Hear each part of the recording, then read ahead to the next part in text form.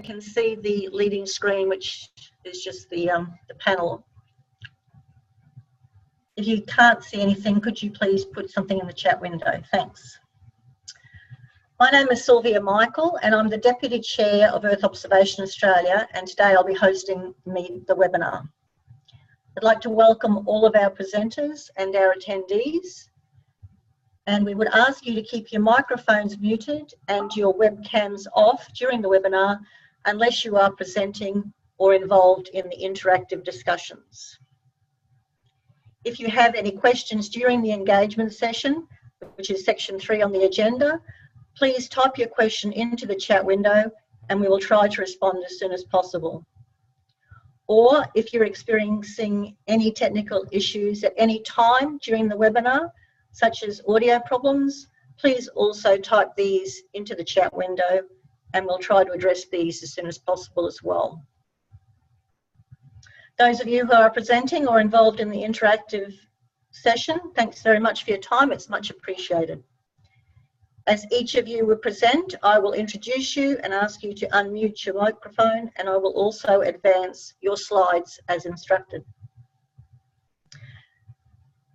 The new interactive session, which I'll talk about shortly, will be moderated by Jonathan Ross of Geoscience Australia, and he will introduce the industry engagement and panel discussions in that section.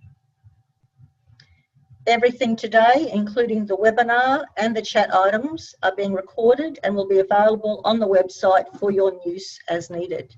The presentation slides will also be posted onto the Earth Observation website.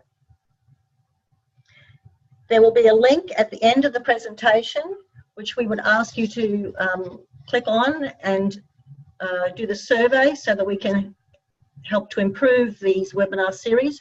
And in particular, we'd like to get your, we would appreciate your feedback on this new format.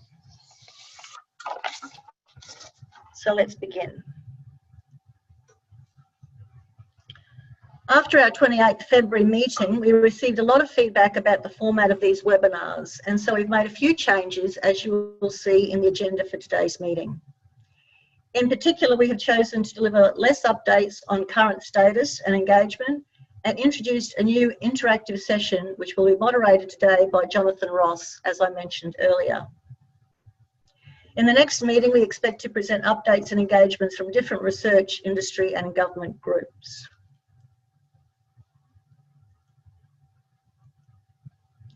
Firstly, a reminder about the aims of this and the whole of community webinar series. The webinars are driven by the 10-year Australian Earth Observation Community Plan, which was completed in 2016.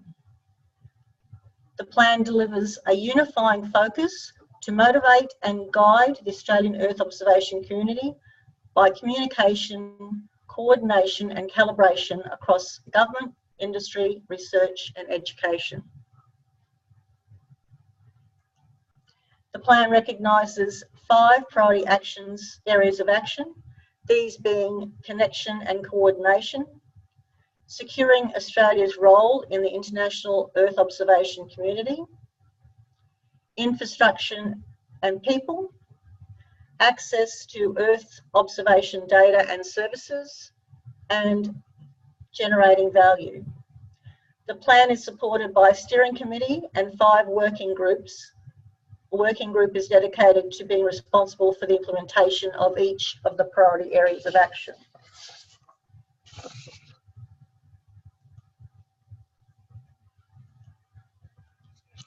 At our last meeting, I presented that the priority areas, action areas for the steering committee and the 5 working groups for Q1 of 2019, and this slide is an update of that and reference to Q2.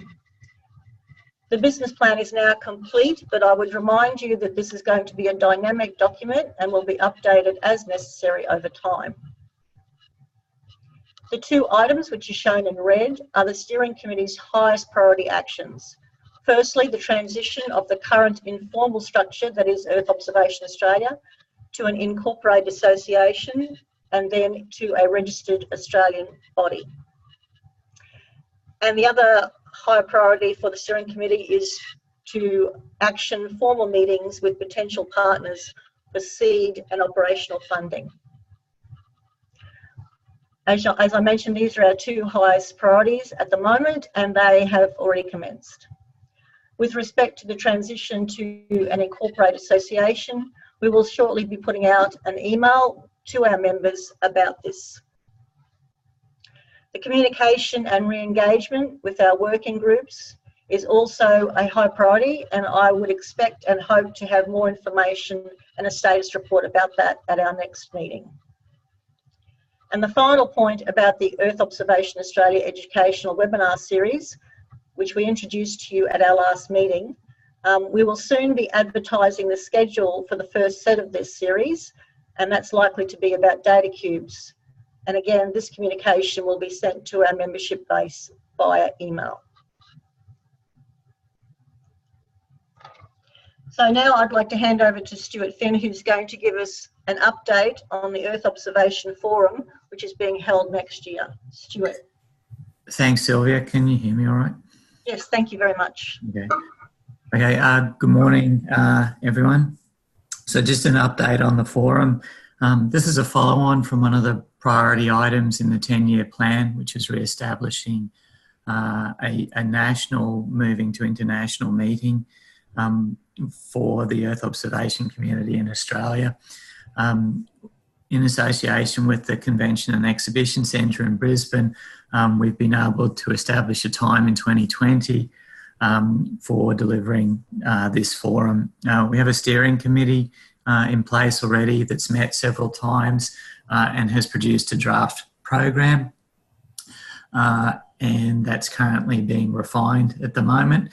We're trying to have this as a forum that moves away from a standard format of sitting down and listening to interactive sessions that enable industry to interact with one another, with the research space and industry to government, and so on. And it will be the downstream side of things in terms of applications, but also dealing with some of the upstream sides in terms of sensor designs, platforms, whether it's airborne or satellite.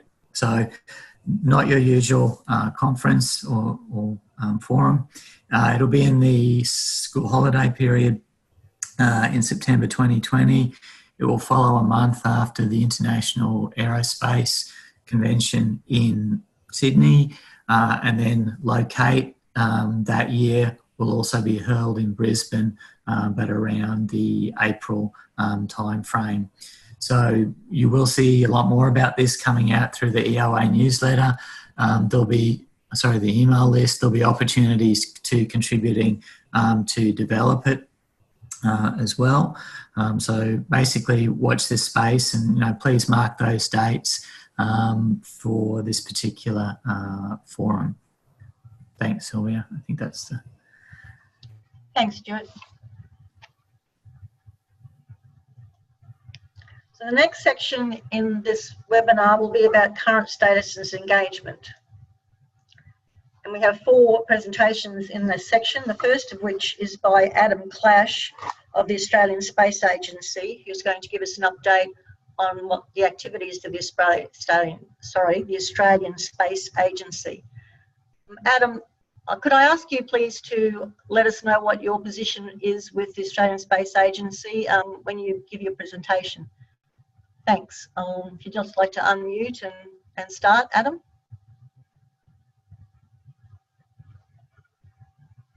Yeah. I hope I'm unmuted now. I've pressed 6. Hello, Adam. You're unmuted. That's all right.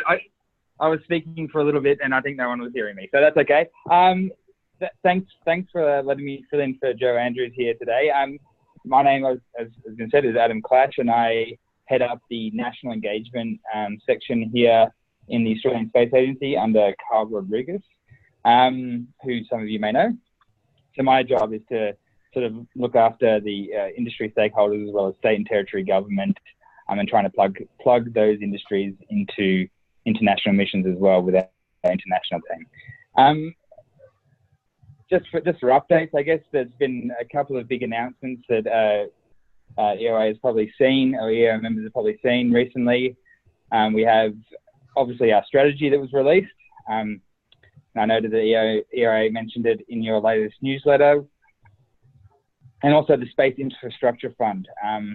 And you might not have seen it, but this morning in WA, there was a couple of extra projects that were announced under that. But so far, there have been 4 projects announced under the Space Infrastructure Fund. And that is a $6 million Mission Control Centre in Adelaide, which is obviously really exciting. $2 million going into the Western Sydney Aerotropolis project for space manufacturing. And recently, there's been a $4.5 million announcement for a remote robotics and remote asset management facility in WA, along with $1.5 million for space data services in WA as well, which might be of interest to EOA members. Unfortunately, we've gone we're about to head into caretaker mode, and I can't give much more details apart from the high-level stuff that's been recently announced. But there are exciting times, and there's some money obviously being put into various aspects of the space industry.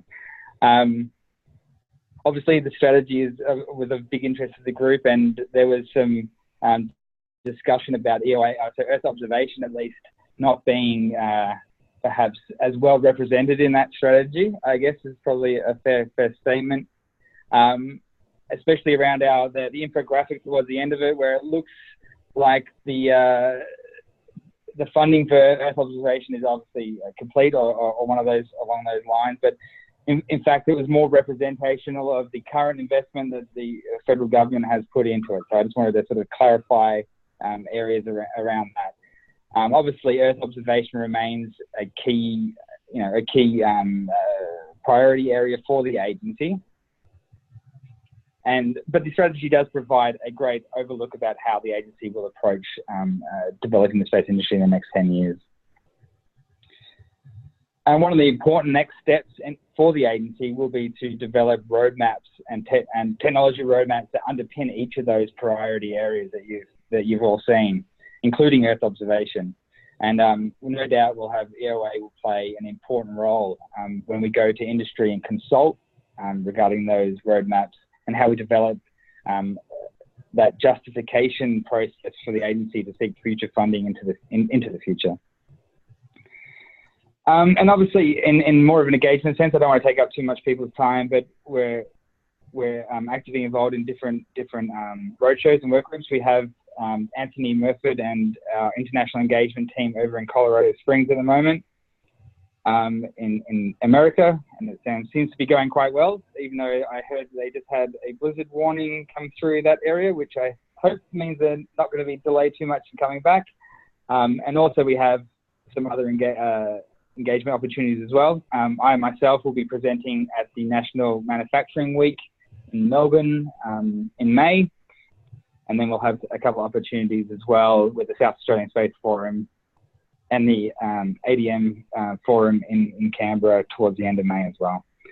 And then obviously we've been working closely with Geoscience Australia with the Geo forum, at the end of the year.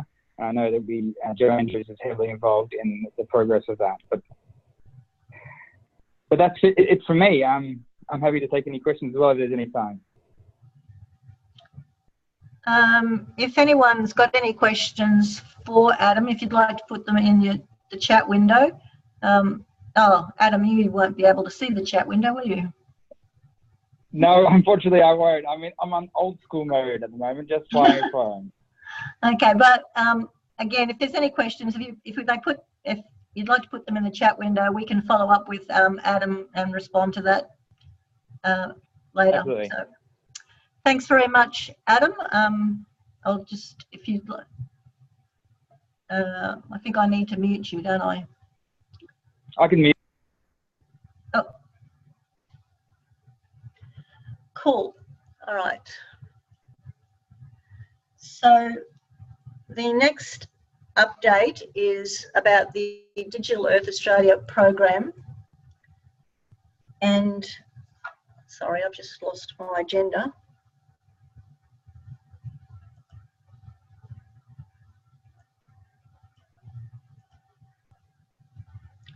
And I believe Claire Krause is presenting. Is that correct? Robbie Bishop-Taylor. Oh, I am sorry, Robbie. I do apologize. That's all right. Robbie Bishop-Taylor, yes. From Geoscience Australia.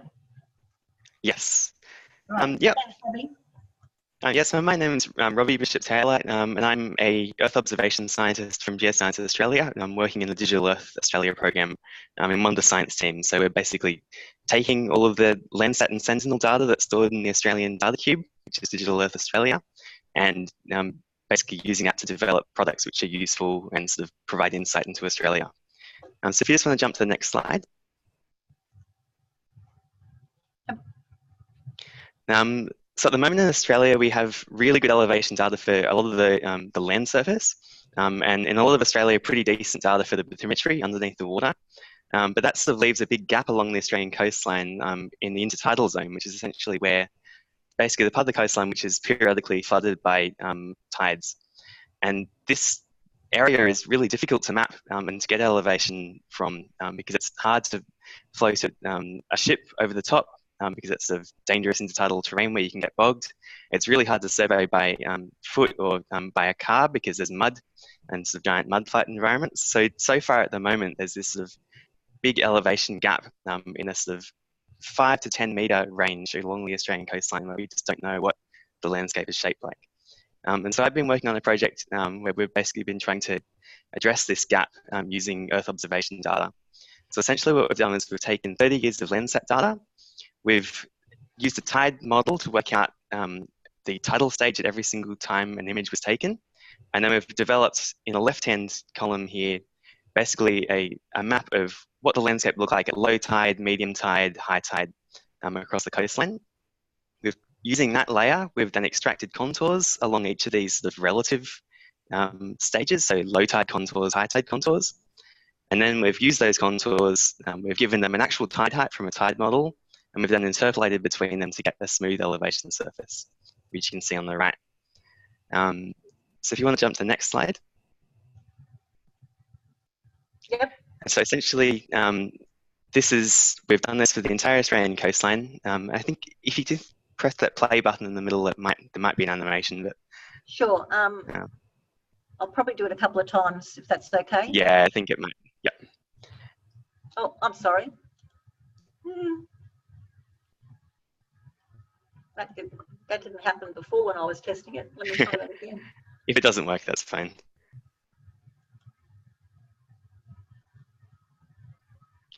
Yeah, so essentially we've, using this process, we've been able to model elevation for the intertidal zone along the entire Australian coastline, which is over about 14,000 square kilometres of terrain. And we've validated these models against LiDAR data, RTK GPS data, and multi-beam data for 21 sites along the coastline. And here's just some examples of sandy beaches and tide flats. And so we're getting accuracy of about 40 centimetres or less, which is pretty good considering there's no direct measurements of elevation. It's all based on tide modelling and Landsat data. So if you just want to jump to the next slide. So all this data is now available on Australia's National Map portal. And so there's a link there. I'll also post this in the comments later. But essentially you can go in there, you can have a look, you can zoom to your local area and see what the NIDAM data looks like for that area. And you can also download data directly from any location.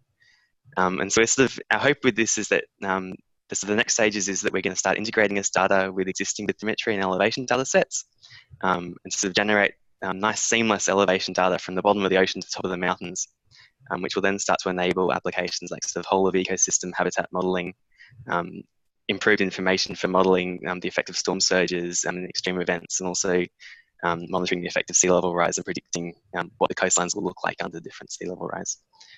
Yeah, so that's probably all I've got for now. I'll post these links, and then all the data is available online for free. And yeah, it'd be interesting to see what people come up with applications for this. Yeah, thank you very much. No worries. We do have a little bit of time if anyone wants to send a question through on the chat window.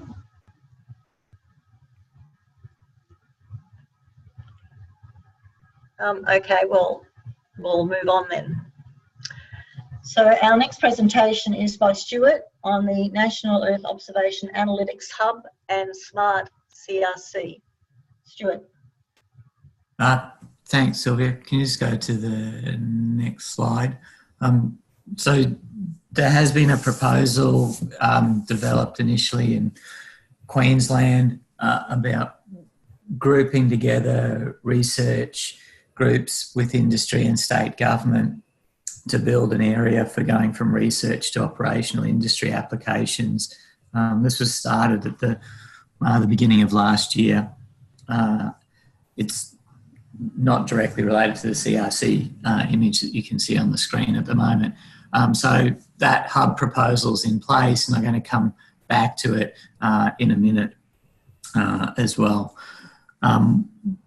What we did look is to get that particular proposal up and going, the Earth Observation Analytics Hub.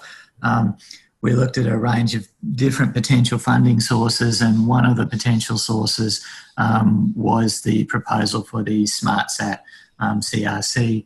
So this was one of 6 CRC proposals that were shortlisted at the end of last year, and we're currently waiting for announcements of which ones were actually selected. So I just thought I'd show just a quick overview of what this might look like, and hopefully we'll hear whether this is funded or not soon. So if we could just go to the next slide, please, Sylvia. So the idea of CRCs is they are meant to be direct linkage between industry and research, and delivering returns straight away for industry.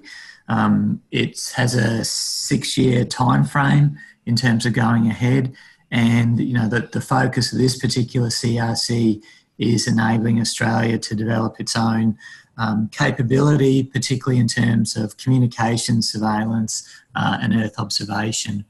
There's 3 programs in it. The first program is mainly about communications, so that's between satellites and satellite to ground, and integrating ground-based measurements with satellite observations. The second program is on advanced or smart satellite systems, so bringing on board the communication with other elements as in program 1, but also onboard processing. So rather than bringing data down to the surface of the Earth and then going through all the corrections and processing, doing it on board the satellite for a specific purpose, and then sending down a significantly smaller data stream to the surface of the Earth. The third program is the one that's around Earth observation. So this is one that we've worked with Phil Delaney and Eva Rodriguez from Frontier SI on. And this is about building Earth observation analytics capabilities that can be built and designed in a custom form for industry groups. So it's got a range of components, and it is meant to feed into this proposed National Earth Observation Analytics Hub, which we're trying to get developed at the moment as well. And that the third program would use information from the first 2 programs. Next slide, Sylvia. So that's the program 3 structure. I apologise for the poor quality of the slides there. Won't go into it in detail, but it is about bringing together different data streams and processing capabilities. There's a large number of what could be loosely called data cube environments globally. Some of those sit behind government public infrastructure, and some of them are basically private pay-for-service activities. A number of them all have global Landsat archives, as well as European Space Agency and other private industry companies. So first task is trying to bring all of these things together in a sensible way. Activities 2 and 3 are with a range of people who are part of Earth Observation Australia around the country, so building analytics for certain industry applications. Activity 4 is a national test bed for Earth observation products and services. And activity 5 is helping to design sensors and satellite payload systems for the CRC. Next slide, please. So that SmartSat proposal is being considered. hopefully it will fit into this Earth Observation Analytics Hub idea. The Earth Observation Analytics Hub was picked up specifically in a Queensland Government inquiry into jobs from the Space Agency as recommendation 7. So we're currently working through a process with the state agency and others in terms of how do we actually set this up. If the CRC goes ahead, we can link it in, and with other key groups. Next slide. So the structure of the hub is what you can see in this quite simple block diagram. The hub's in the middle. What's in the hub is driven by national priorities. So the Space Agency's civil space priority and also its 3-stage plan. CSIRO's space roadmap is driven by state government requirements within Queensland. So that's driving why we're setting it up. University of Queensland at the moment is driving that. If CRC SmartSat goes ahead, it'll help drive part of this. We'll also be partnering with CSIRO in delivering this. And it is about, going from research into industry applications that's applied in a number of areas. So I think that's the last slide, Sylvia. So that's just an update on where we are with all of those things. Thanks very much, Stuart. So we now have Andrew Robson, who's going to be telling us about Applied Agriculture Remote Sensing Centre. Andrew, are you able to start your presentation? Can you hear me okay? Yes, thank you. Good, system works. Yeah, thanks for the opportunity to flag what's happening here at UNE. So those of you, there's a lot of you actually probably never met me or know who I am. Basically, I've been involved with ag remote sensing for over 20 years, predominantly through DPIs in New South Wales and Queensland, and I've been with UNE for the last few years, doing lots of projects. As recently, we've done a soft launch of this centre, and I'll explain a little bit in a minute about what the goals are. But the main thing to take into with this centre into consideration is it's a large network. So it's not all about UNE. We're engaged with lots of universities, lots of government agencies. So yeah, it's not just another group trying to claim space to do everything. Oh, can I go to the next slide, please? So just to give you an idea, we cover lots of industries across Australia. Now, these are all the locations where actual field events occur. And now these are not just trials. The sugar industry, for example, we generate about 100,000 yield maps and nitrogen uptake maps and crop vigor maps for the industry.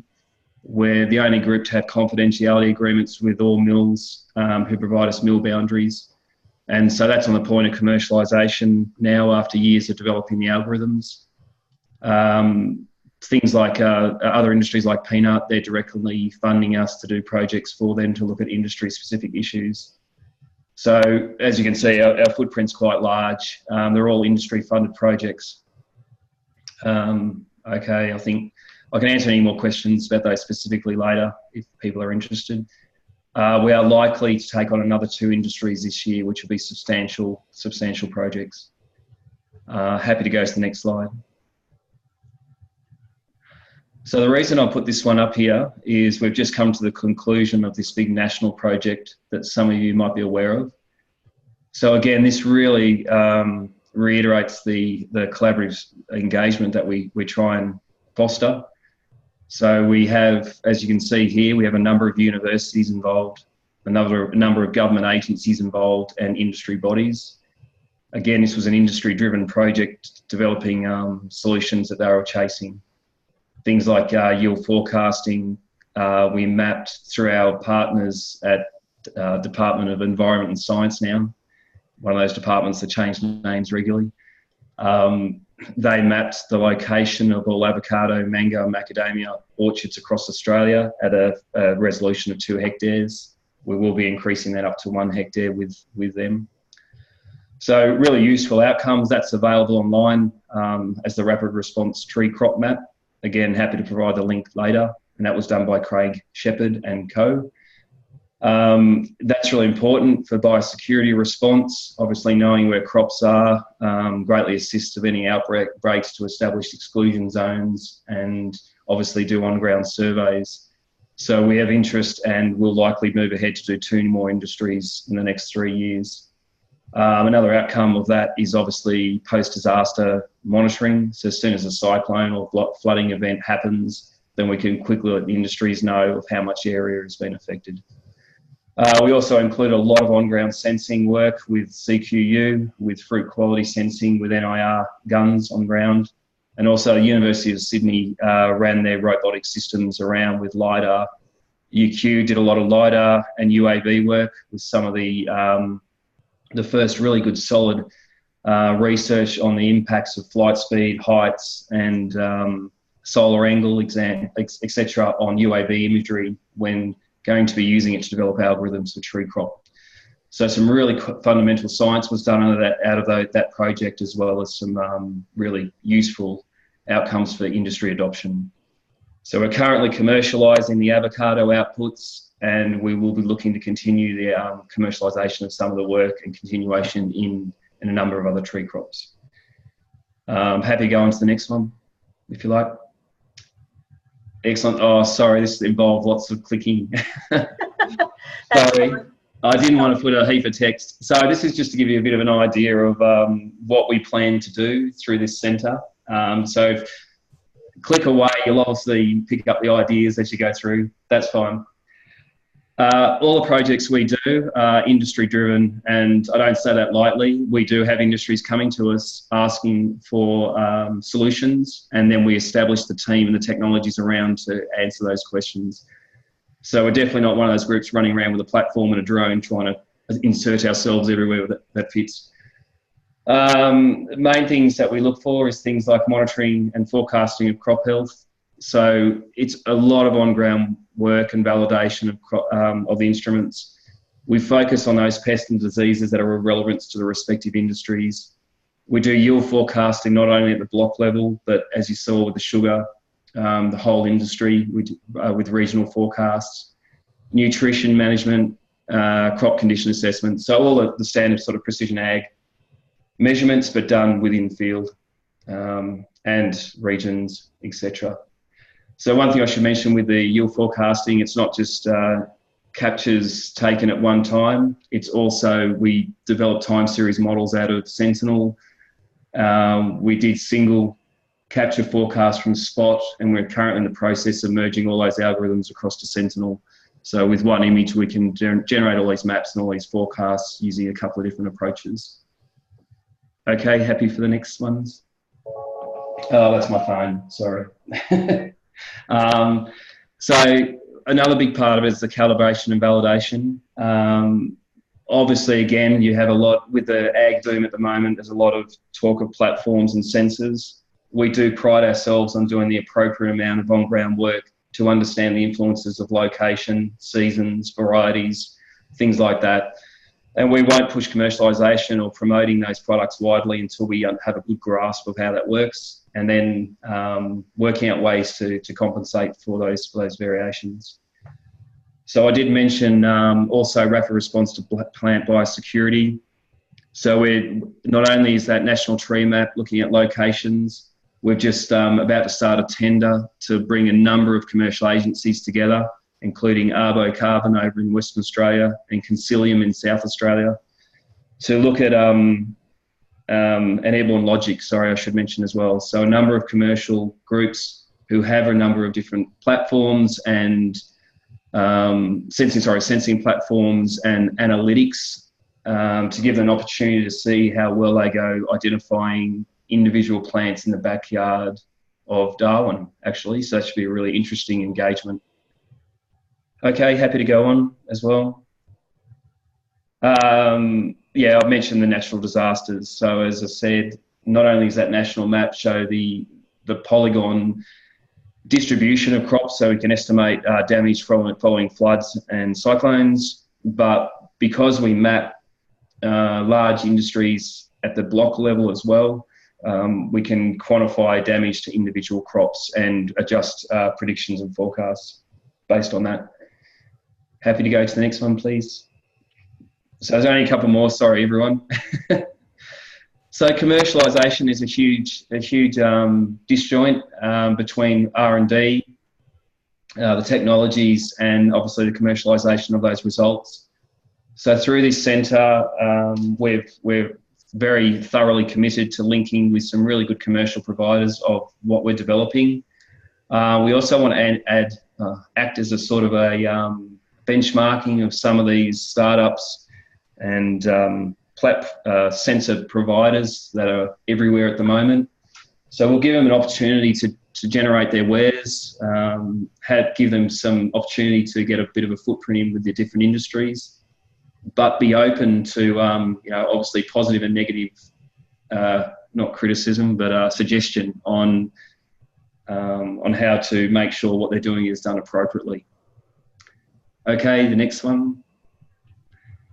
So obviously with all that access to the industry locations and also the smart farm facilities we have at UNE, we do want to encourage a lot of ground-based validation of emerging technologies, again with the purpose of trying to iron out the kinks and ensure that they do what they need to do and have the right sort of calibration. And that's where the linkages with the groups like UQ, for example, is so important. So they do obviously do a lot of the core pre-processing really, really well. So providing a platform or a location where we can work with them on some of these emerging UAV sensors, for example, is really important. So yeah, happy to move on again. Training extension. So we are developing a number of courses, short courses included. Now we want to offer training in applied agricultural remote sensing. So that's hyperspectral, multispectral, thermal, but all concentrated on how to collect the data appropriately for agricultural purposes, how to do the proper replicated sampling and obviously interpretation of results. So obviously students coming through, but also partners of the centre, so your DPIs and people like that, if they want to learn, if they have bought a drone, for example, or want to start using satellite imagery, they can get some guidance on how to do that properly. Okay.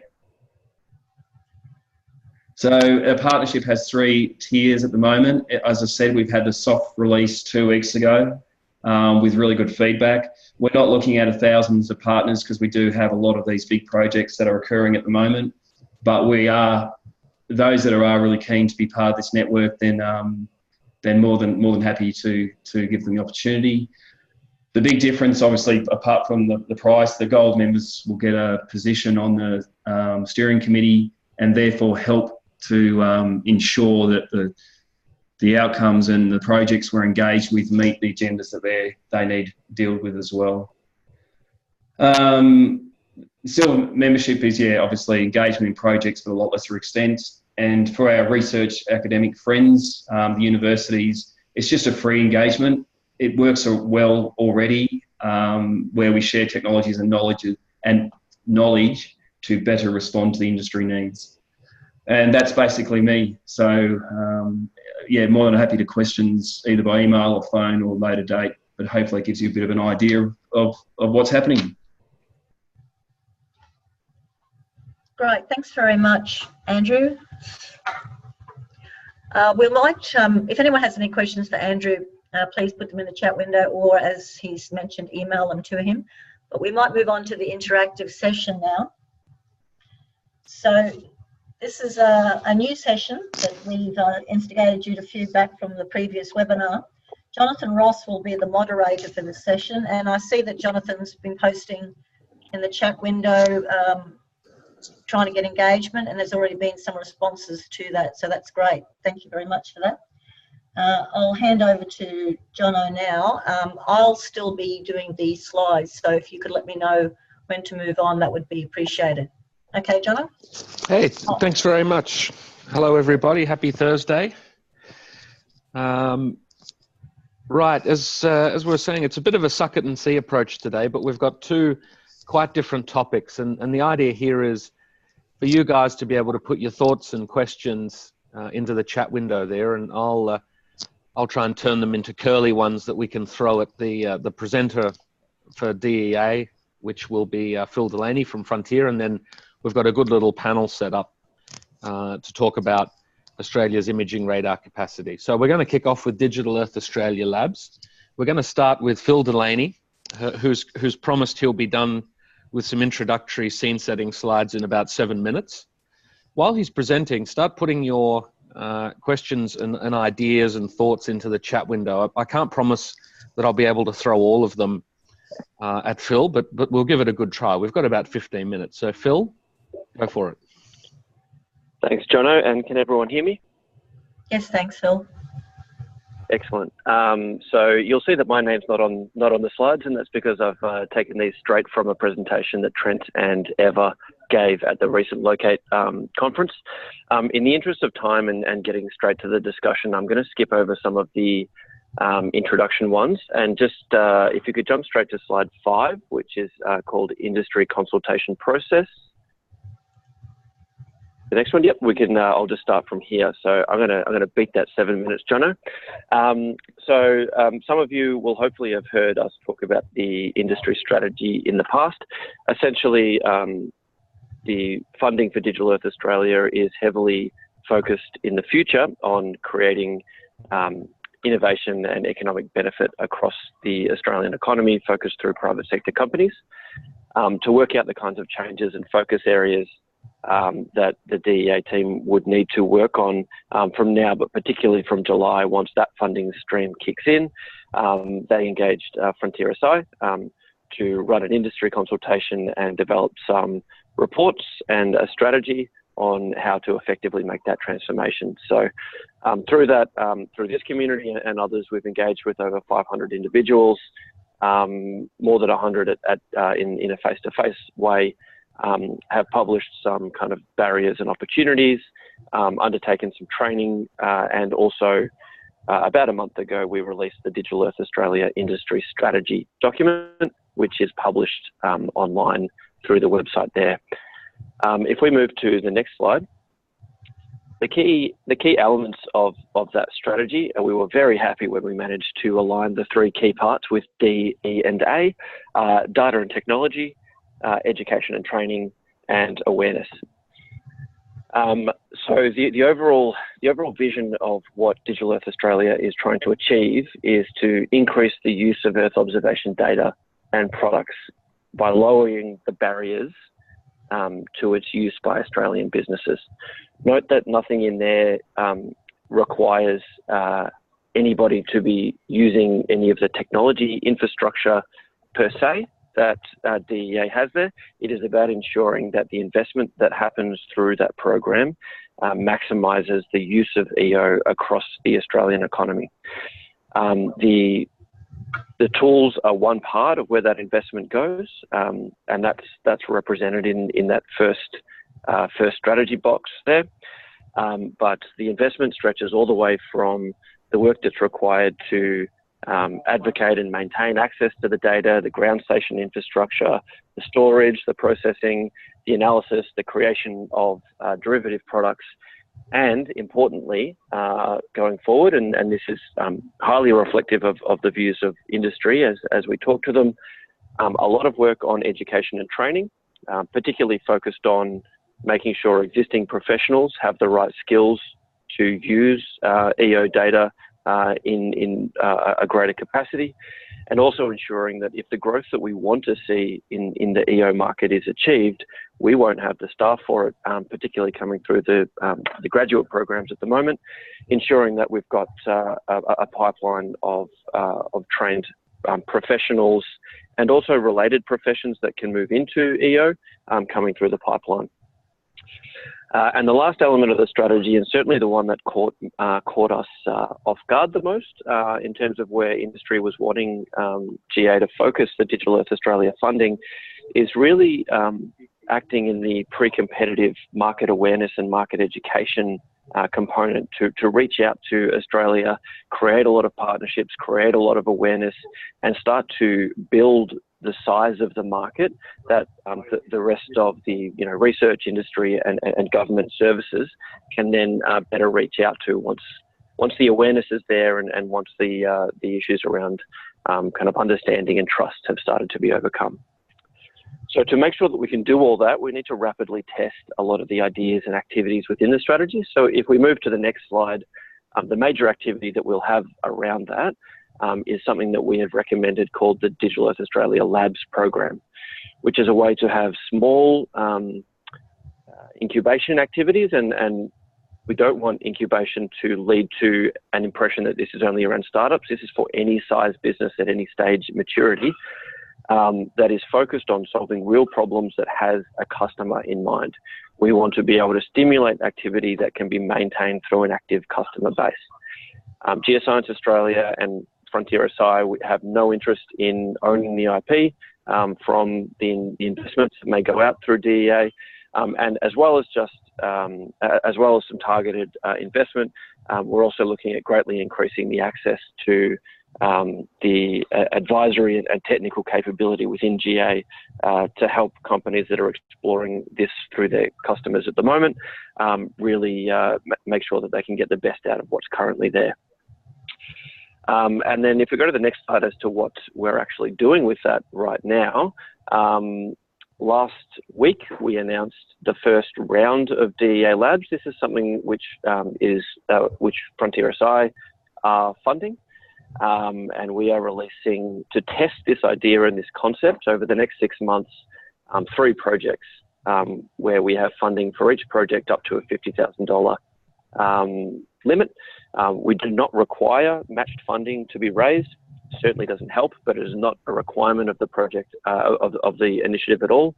What we're really focused on is creating and testing some ideas that do 2 things: has a customer base where things can be sustainable after what we're looking at here, and allows Geoscience Australia to learn what does and doesn't work about what they're currently doing, and effectively pivot various elements of their investment to ensure that it stimulates the private sector uptake. Some limitations on the DEA Labs work. Bids for this need to be led by a private company. That is not to say that there's not a role for research and government here, but it's as part of a collaboration. From particularly what we're trying to test at the start, the main lead for this needs to be a private company. The website that we have at the moment currently indicates that the EOA is closing on the 19th of April.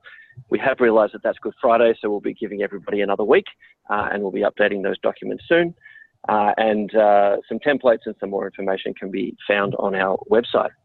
So that's the end of me talking. I'm now happy to spend the rest of the time answering questions, which, Jono, I assume that you'll prioritise. Thanks, Phil. Thanks very much. Guys, I need you all to get active in the chat window here. I think everyone's very excited to talk about a hypothetical Australian sovereign SAR mission, but I think what's important about what Phil's presenting here is, one question I saw there was the barrier to getting funding for a mission is money. And I guess what we're hearing here with DEA Labs is how do we generate the evidence that we will put this data to use? And that's something that and that there will be private sector benefits from exploitation of that data. So I'm hoping that there are lots of people out in the Earth observation community, thinking about how they might take advantage of this. So I've got one question for you, Phil, to kick it off. How do universities that have image processing classes, so as part of their curriculum, how might they engage with this, or more generally, how might they start integrating Digital Earth Australia into their teaching? Yeah, look, that's a great question, and something that was raised during the consultation a couple of times, with 2 key examples about where EO and DEA can be. Those examples are Esri with their ArcGIS software, and Auran, which is a collaborative infrastructure focused on urban planning data sets. Because of the tight integration that each of the company and that program have had with universities, providing access, course materials, things like that, what companies have found is that the graduates that are coming into them have said, with Esri, it's a long-term pipeline, and that has been a really great way to build their use of GIS software. With Auran, being something that has been new over the past couple of years, graduates coming through are telling their companies, why aren't you using this? I know how to use it. So I think there's not anything that's immediately accessible right now outside of the webinars that we've already produced, but being able to, there will be a priority over the next year or two to create some deployable course materials to access things like the Jupyter hubs and to run some more engagements that allows universities to easily integrate into course material practical examples of using remote sensing data. We had some great feedback from some universities through our webinar series that their students really liked watching those, because it grounded a lot of the remote sensing concepts in real business decisions. And so extending that material, I think, will be critical, so that the next round of graduates that come out are saying, hey, I know how to use this. Why aren't we using this in our business? And do you think that, there might be value in linking some of the image processing things that might be on the curricula with some of the more general data science disciplines as well? Oh, 100%. Yeah, this is definitely not just focused at the existing spatial courses. We need to get as many of the, adjacent skills, both at a student level and at a professional level, engaged through things like micro courses and easy to engage with material on how to improve and augment existing courses and existing capability. So we've got a question from Dan here. From previous CRCSI and Frontier SI surveys, are there any standout projects or untapped opportunities? Are there any low-hanging fruit you've already seen out there that you're really hoping will put a bit into this? Yeah, look, so the two that we're really, everyone talks about agriculture and everyone talks about mining, so I'm not going to go into those. I'm sure everyone has lots of ideas about what's possible. The main thing people need to focus on there is that they're actually solving a problem. That's the feedback we get from those sectors. The two that I found really interesting have been the finance sector and the insurance sector. And there it's really about understanding drivers. So from the banking sector, what we've heard that they spend a lot of money on is trying to understand portfolio value and portfolio risk.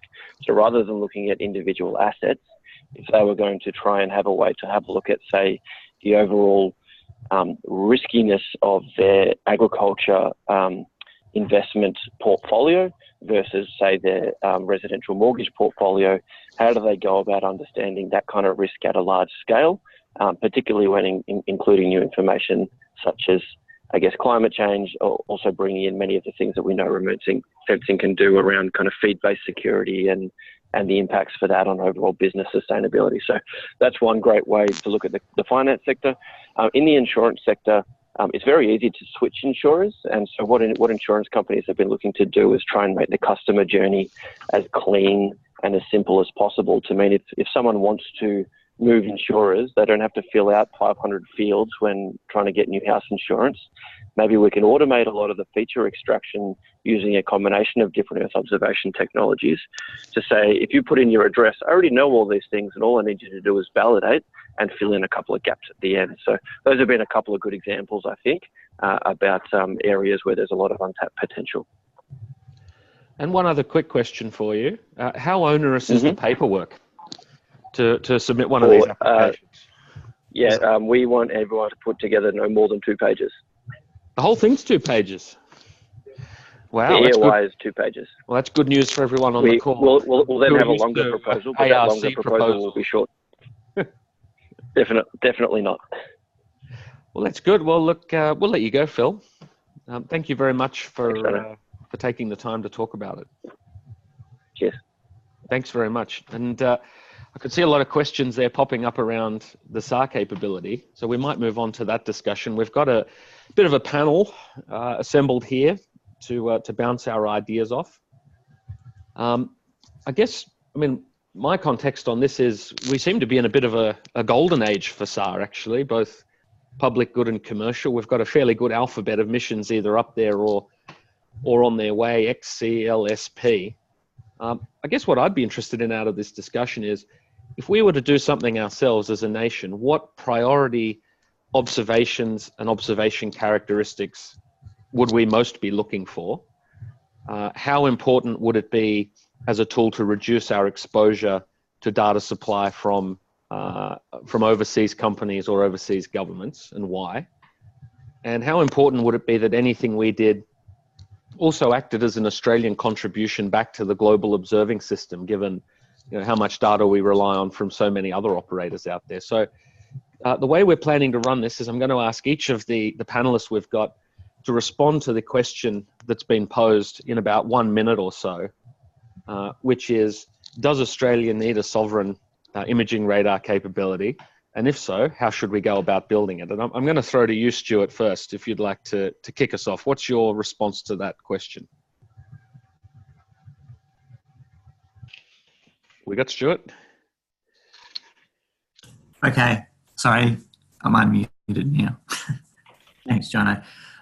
So just quickly, I think each of the presenters will briefly mention their background on this as well. So I guess my background to this is, over 20 years trying to build applications using imaging radar from airborne and satellite systems for a range of activities, from agriculture just through to large area environmental monitoring.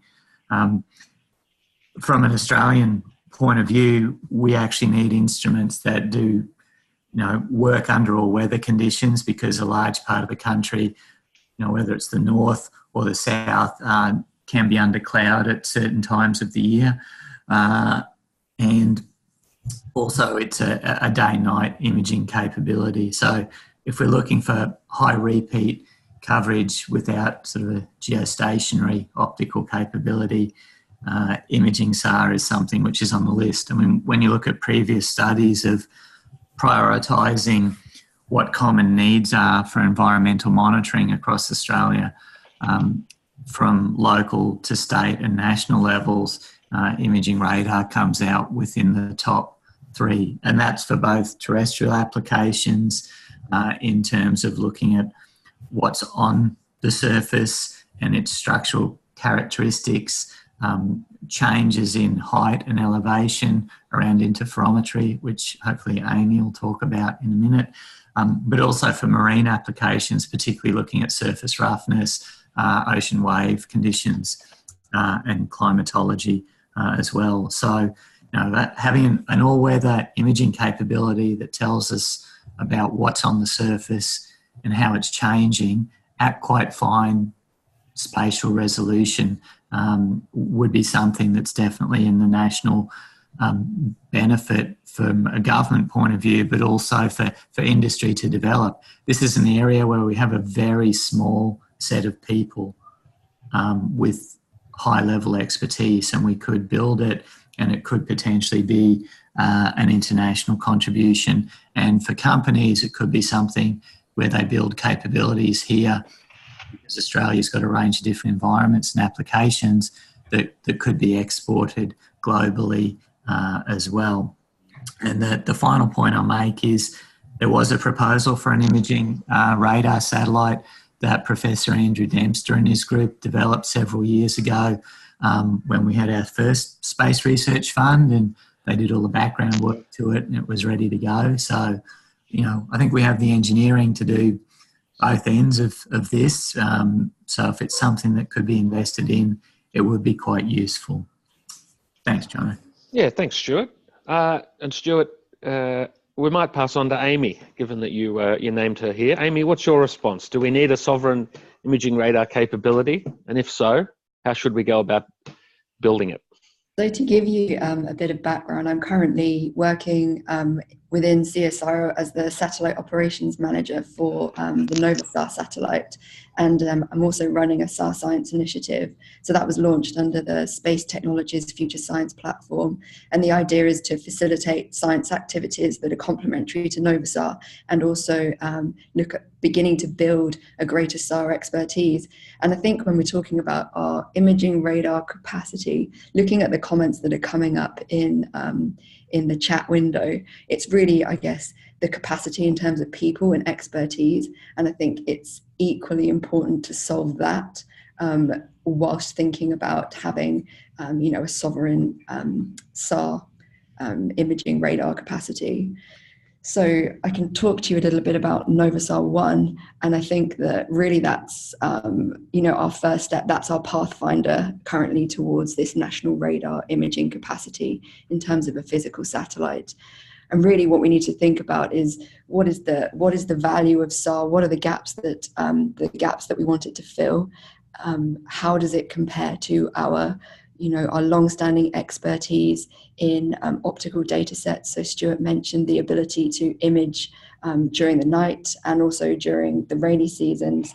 But how can we actually look at combining those data sets together? I think that's one of the things that we're really hoping to come out of Novasar, is looking at these different SAR characteristics, looking at the different bands, looking at C-band Sentinel, which we all know is freely available over Australia, comparing that to S-band, comparing that to X and L-band commercial data sets to get a much better idea of which band is suited to the type of applications that we want to achieve and the gaps that we need SAR to fill.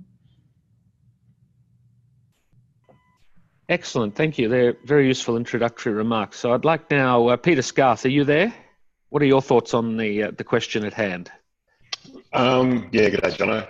Hey, look, my background, I guess, is predominantly in active radar systems. I've done a fair bit of work with ALOS and more recently with Sentinel-1.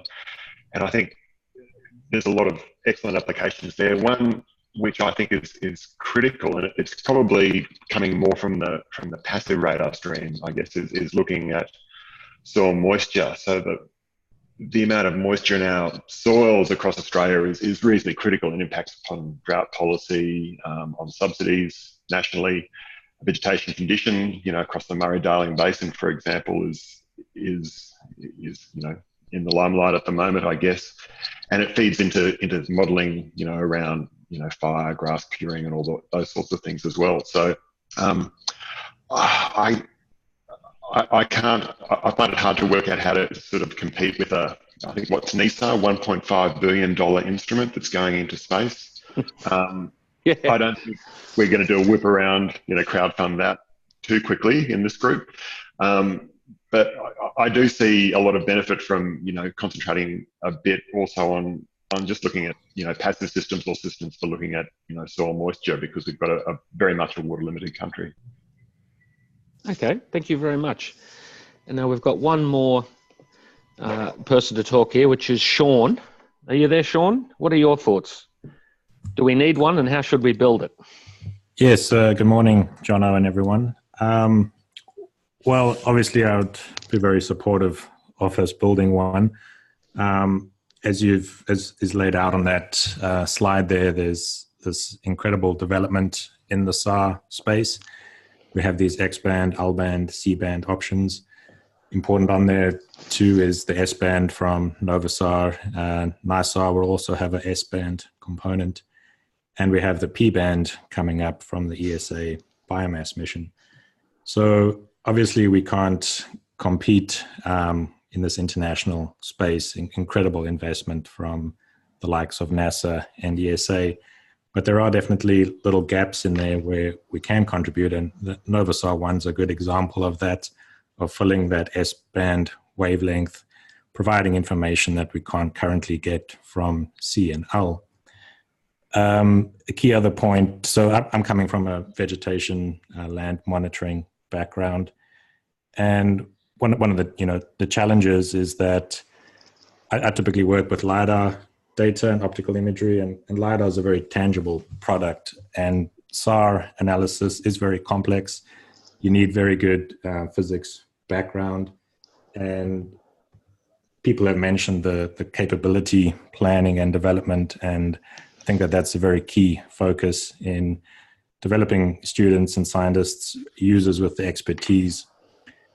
More and more as we move to archiving products through the types of DataQ products, we're working with already processed data.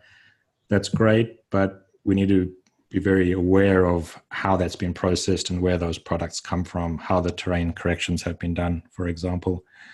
So I think, building that capacity to have people who can really analyze the complex information. I mean, it's incredible that we have these signals from hundreds of kilometers away in space, but can resolve sub-centimeter movements in the Earth's surface. It really is fascinating data.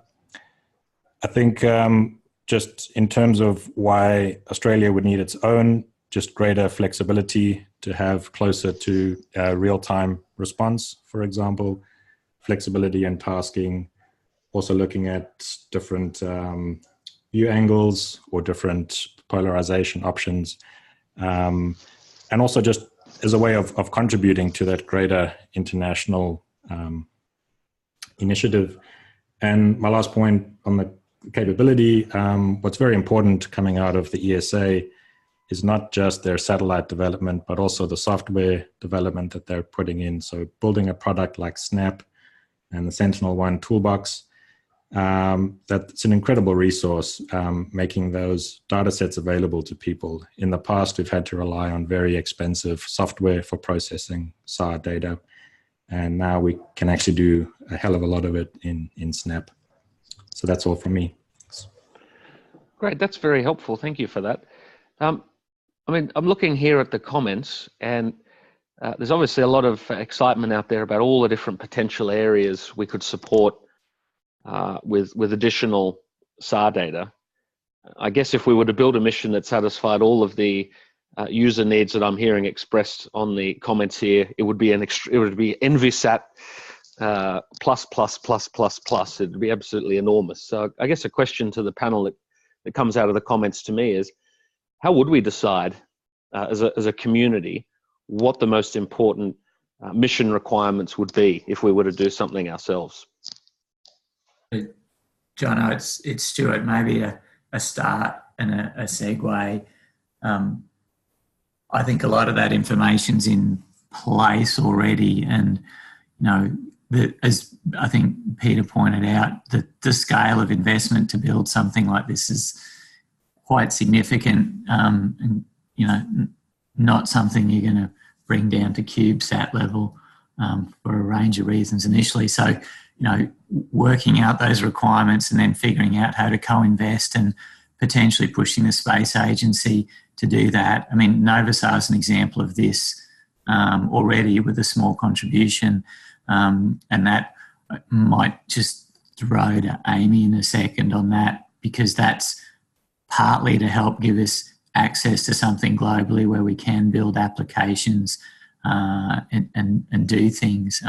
I don't think trying to focus on just building something ourselves is going to work necessarily. So maybe that focusing on the applications and community ability to process these data for a range of applications would be helpful. And if I can, maybe just to ask Amy to comment on what she would see as the range of applications and capability building that they're looking at with Novasar. Yeah, sure, Stuart. So I think, as I sort of said, and you've said, is Novasar is really a pathfinder along this road towards, whether we need to have a national radar imaging capacity in terms of a physical large-scale satellite, or whether contributing to other missions is a sensible path forwards. And really with Novasar, we're looking at, what is the value of having this shutter control of an Earth observing satellite? How does that rapid acquisition, downlink and delivery of the data improve the way that we can use SAR to contribute to different applications, to flood mapping and those types of applications? And really one of the things that we're interested in is what can be achieved in terms of the maritime environment. So I think somebody put a question right at the beginning about maritime surveillance and monitoring illegal fishing activities. And we've got the capacity to task this satellite over much greater regions of the ocean and combine the SAR capability with AIS, which is a system used to identify and differentiate between legal and illegal shipping. So I think that's really an area that we will be interested in seeing growth with Novasar and seeing what benefits that actually brings to, you know, the research community, but also to operations. Mm-hmm. Yeah. So, and just on that, Amy, one of the comments that has come up is building capability and community, and I guess it's something that, Novasar is doing that. So maybe if you're able to comment on that, and thinking about what Peter and Sean are doing, they're looking at operational examples and know what you need to go from having a community to actually implementing it. So. Yeah, absolutely. I think having a physical entity, so an actual satellite, to raise that awareness is extremely helpful. So I think it's important to now leverage the fact that we have a sovereign satellite capability. We don't, own the satellite, but we have a timeshare on it. We have a capacity share, and that gives the community a focus. So building, for example, materials or instructions for creating basic data products from Novasar data would be a good example. So basic steps that can be followed in SNAP, that can be used in remote sensing courses in universities, would be a really logical and quite a simple activity to do, but might have quite high impact in terms of that education, skill building that personnel capacity that's really needed. Yeah, and I think having that some of the proposals that we talked about earlier, where we're looking at research to industry links, it would be good to be mindful of going, well, imaging radar is one of those areas where, we should have a focus, and it is about terrestrial and marine, because I think that's one of the critical things where we haven't built. And if something which is applicable across both those environments is going to get noticed at a national scale, and that's also then when we can start to go back out internationally as a community, and getting noticed, as some of the comments had said there. We were almost initially left off a large chunk of Sentinel-1 acquisitions because we weren't being active, and once we got active we were heard. So yeah, that's quite important. So just keeping an eye on the time here, I guess there's a couple of areas here where, there's something that Earth Observation Australia can do, right, in terms of building that capacity to exploit the data that's already there and taking advantage of, the data that's already there. But we need, big effort to step up the capability of users in the country to do that. And the second one is this work to keep understanding what the most important priorities are for Australia, so that can be fed into the, national planning processes and bids, the space agency might make for investment. Mm-hmm. So to the panel, what can Earth Observation Australia, what can we do as a community to keep those things moving? Sorry, I'm just conscious that I'm talking a bit too much. I was going to say, the others other than Stuart can start, actually. And we'll come back to you, Stuart, don't worry. But okay, good. Peter, Sean, what can this community do? We don't want to kind of have the discussion and know what the problem is and then file it away. What can we all do to... Well, I think what's already being done very well here is just helping to communicate what's happening in these various spaces. And, Amy summarized it very nicely there, and talking about how, having a physical satellite that Australian scientists have some control over, and I think it's about 10% tasking time of Novasar. That's quite a tangible thing that people can relate to, and communicating that. And from an education point of view, if you have students working with data that's being collected from an Australian initiative, that gives them, a real linkage to that data product. So from a EOA perspective, I'm not sure what the capacity of EOA itself is in the education space, but certainly in terms of just visibility and communication of, seeing what some of these first products look like and how they compare to systems from elsewhere would be great. Well, I've got a follow up for you, Sean. I guess maybe one thing that we could do as a community is provide some materials for some of these people who might be interested in using SAR more. that are quite user friendly. I mean, I guess I've seen a lot of times, newer people or maybe people with an optical background start approaching the SAR experts and get a reaction that goes, "Oh, it's all extremely complicated. SAR's so complicated. You need 20 years to even start using it." Is there something we can do about making it more friendly for people? There's a couple of great resources out there. I mean, starting with a couple of good books, like from Ian Woodhouse, a very nice introduction to SAR. But I need to look it up. Just last week, a non-profit group in the States released a set of training material on global forest change analysis in SAR, and with the full Jupyter Python notebooks and that, and just really great resources that are increasingly becoming more and more open access. So we could definitely try and build up some kind of repository for these various materials. What about you, Peter? What do you think? Well, I'm old enough to remember the golden days of AirSAR back in, it finished in 2004, I guess. But I mean, to me, that period around then, when we had a AirSAR, for those on the call that don't know, it was like a NASA airborne mission. It's acquired in three bands, and so you got sort of 16 look data out the other end. And it around that time, it really drove.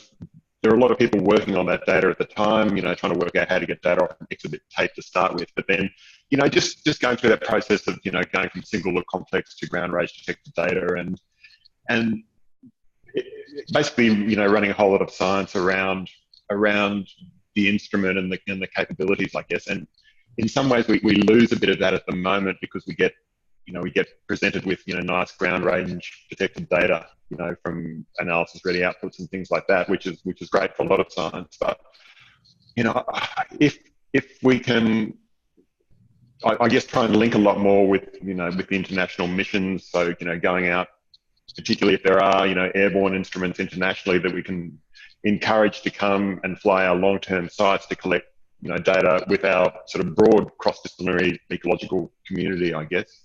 And then feed that data out. I think that's a really good way to sort of kickstart a lot of that, I guess, fundamental and new radar science, which I just don't see as much of it now. I don't see people running around with corner reflectors, which might be a good thing, but I think we need a new cohort, I guess, of students that can work with this data and build the next generation of products to do some of our biophysical monitoring going forward. Yeah, thanks, Peter. Maybe some closing remarks and thoughts from Amy, and then from Stuart. So I would certainly encourage those listening who are interested in Novasar data to look on the CCEO website, so the CSIRO Centre for Earth Observation, and I'll put the link in the chat there. And that gives you instructions on how you can go about proposing for data from the start of May. And I think that certainly capacity should refer to human capacity and the need to build a more cohesive SAR community within Australia in order to, facilitate, as Peter said, sort of the next generation of SAR scientists. We've got quite a unique sensor at our hands now, and I think there's real opportunity to hand research from that back to the international community, because there are no S-band sensors on that slide in front of us. Really, Novasar is the only operational S-band sensor at the moment. So there's, some real opportunities there. And Stuart, what would you say if I asked you, what are the three things that we as a community, we as Earth Observation Australia should do? I mean, we've seen a huge amount of comments and interest and ideas in the chat. What should we do? What are the next steps? I think the first thing is really building on Amy's comment about human capacity. That's the key thing here. And what we can do as a community is actually start to build a direct link to all of those resources. So what we've covered today, the material that's come up, how to access the CSIRO Earth Observation Area and these other resources, I suggest that we actually look at building a trial educational resource part of Earth Observation Australia, We've just put on someone to actually help us do some of this work. So we can start to build that educational and communication capability.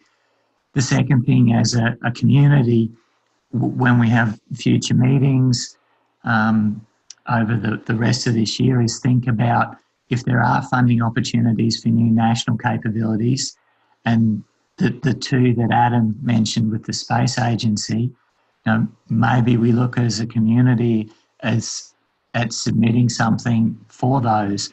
The advantage with radar is, and this was raised in the comments, it is something that there's a lot of dual use interest in terms of civilian and defence.